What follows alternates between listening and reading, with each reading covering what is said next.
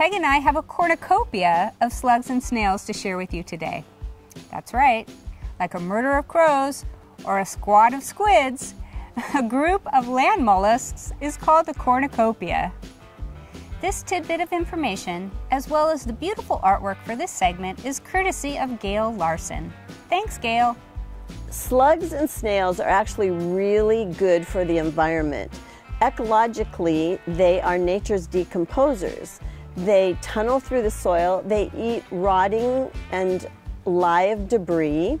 They are like earthworms, where they tunnel in the soil and make nutrients available for plants to take up. They're really good things. Snails and slugs travel on a foot. That's the muscular part of their body that contracts in waves to propel them with the help of a slimy lubricant. A snail's non-living shell is made from calcium carbonate. It's kind of like our fingernails. Did you know that their tentacles are hollow and contract into their heads like the fingers of a glove turned inside out? One pair distinguishes movement and light, and the other pair detects chemical clues about food, mates, and predators. Snails and slugs require a lot of moisture.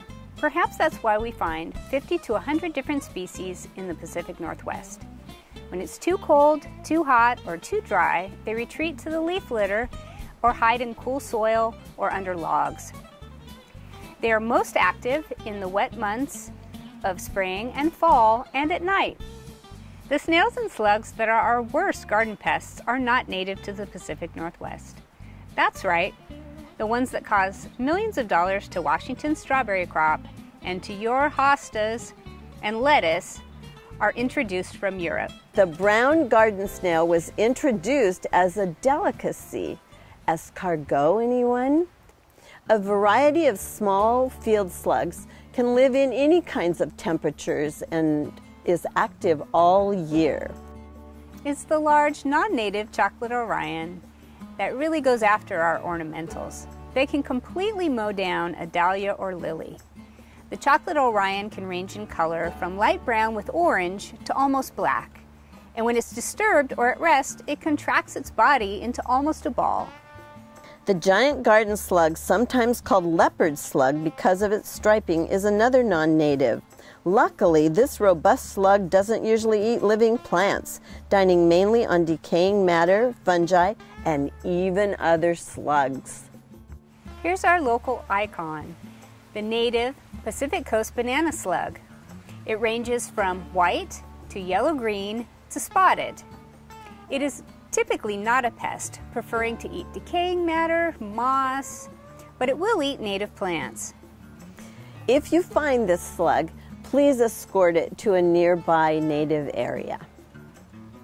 The Pacific sideband is a wonderful and beautiful native snail that hides up to 20 feet high in trees. It has a purple-brown body and a flattened shell. It's not a garden pest. So now that you know what slugs and snails are in your garden, how do you get rid of the ones you don't want? You just drop them in a bucket of soapy water and eliminate their hiding places, like wet areas and rotting debris and wood that's also deteriorating. But you can set a trap for them by putting a piece of wood on the ground and every morning go and turn it over and you'll find those little beasties.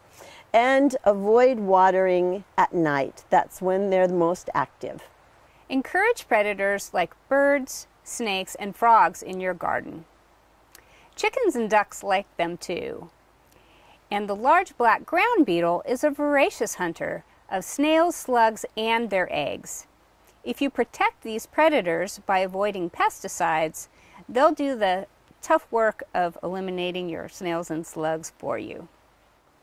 A simple non-toxic trap is a beer trap, and it has to have an entry for the slugs to get in, but you sink it into the soil a little bit, and any container that you have will work as long as it has a lid. There are also iron phosphate baits, which are non-toxic. Sluggo is an example. If you use a commercial bait, read the label and follow directions. Some baits are very toxic to children, pets, and to beneficial insects like that awesome black ground beetle. Want to learn more about slugs and snails and which ones are pests and which ones are natives? For identification, Land Snails of British Columbia by Robert Forsyth and corresponding website Terrestrial and Other Mollusks of Canada are fabulous resources. Check out The Secret World of Slugs and Snails by Seattle author David George Gordon. He even describes how to keep snails and slugs as pets. So now that we're finished, Peg, would you like to join me for some rotten fungi? Sure, I'll meet you there in about 3 hours. Oh man, what's your rush?